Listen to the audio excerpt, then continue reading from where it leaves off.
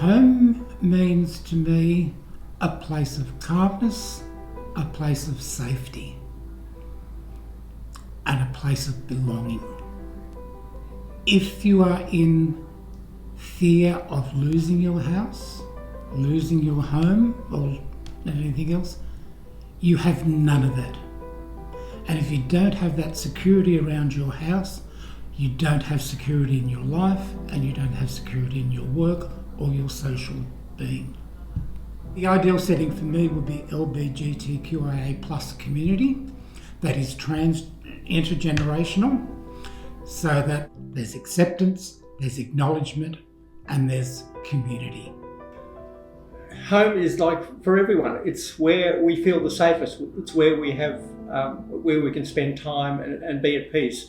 If you don't have that, your whole life is in chaos. And so that is the most important thing for people in life.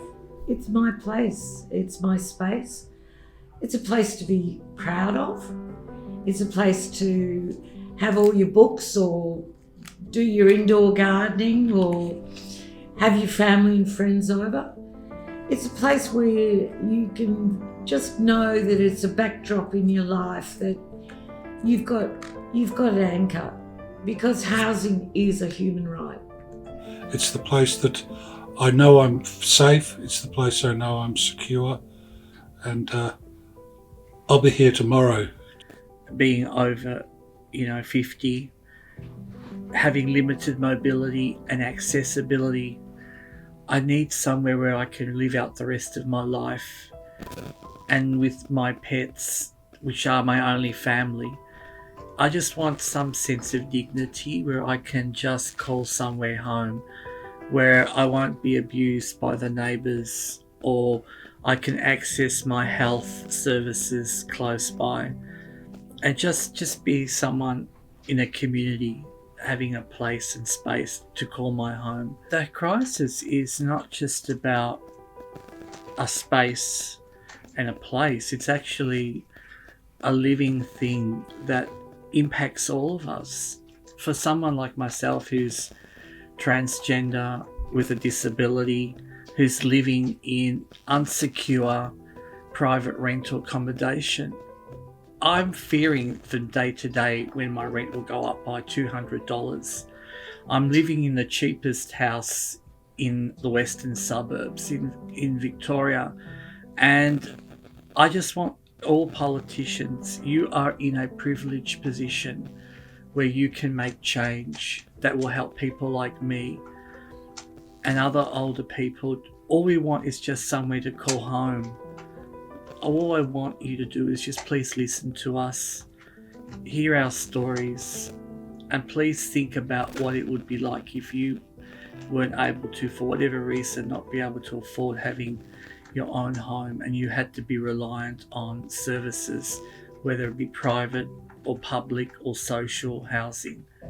People over 55 on a fixed income of a Centrelink benefit like, age pension, disability, or even job seeker, their ability to actually afford and enter into the private sector or maintain themselves in the private rental sector has been decreasing over time. They have no concept of what people are going through, what the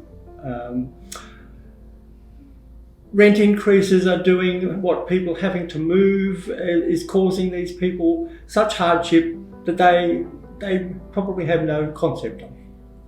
I'm in private rental against my will because I had no other choice but to take private rental. I tried to get alternative housing, public housing. I applied for everything. I spent 3 months buried in with services, people trying to help me get affordable housing to the point where I was going to be homeless within 24 hours of accessing all the services that I could.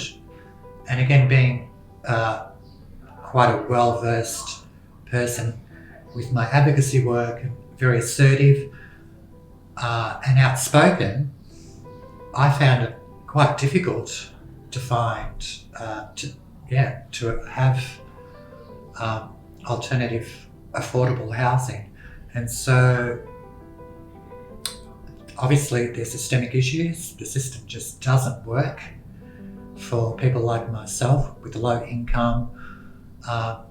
And so I'm exceeding my financial budget by having to pay private rent.